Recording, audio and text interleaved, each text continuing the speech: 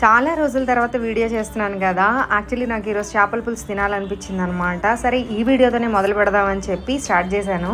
నేను చందువకి చిన్న ఇగురు పెడుతున్నాను అనమాట.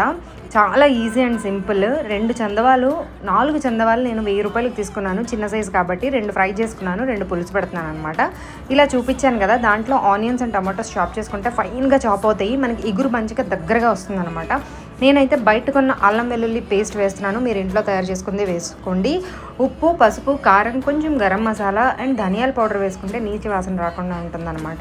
ఇవన్నీ బాగా మిక్స్ అయిపోయిన తర్వాత కాసేపు మూత పెట్టుకొని ఆయిల్ పైకి వచ్చిన తర్వాత మన దగ్గర ఉన్న చేపల ముక్కలను వేసుకుంటే ఇవి చాలా త్వరగా ఉడికిపోతాయి. సో ఎక్కువ టైం అవసరం లేదనమాట.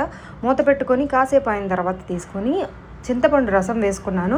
గరిటె పెట్టి కెలికేకండి, నాకైతే రాదు కాబట్టి నేను గెలుక్కున్నాను. చాలామంది కలపకుండానే కలుపుతారనమాట. ఇక ఇంతే, లాస్ట్కి కరివేపాకు, పచ్చిమిరపకాయ వేసి ముగించేశాను.